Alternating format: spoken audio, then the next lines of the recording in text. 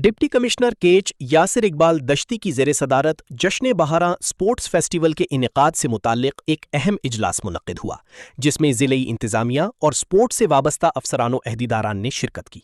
इजलास में additional deputy commissioner revenue Tabish Ali, ज़ेर तरबियत assistant commissioner doctor Mahnoor Baloch, BRSP के डिविजनल डायरेक्टर इल्तियाज सखी समेत मुख्तलिफ खेलों के नुमाइंदा अहदेदार मौजूद थे।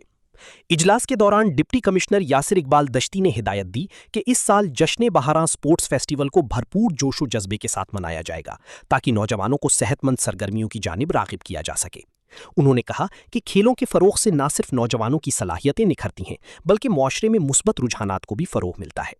उन्होंने इजलास में शरीक तमाम मुताल्लिका अफसरान और स्पोर्ट्स अहदेदारों को मुख्तलिफ जिम्मेदारियां तफवीज़ करते हुए हिदायत की कि फेस्टिवल के इनेकाद को कामयाब बनाने के लिए मरबूत हिकमत अमली अपनाई जाए।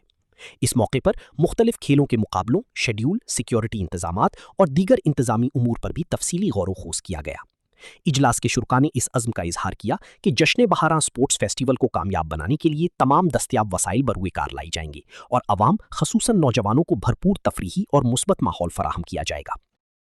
ताज़ा तरीन खबरों और तबसरों के लिए voice of Makran YouTube channel, Facebook page और व्हाट्सएप चैनल को फॉलो और सब्सक्राइब कीजिए।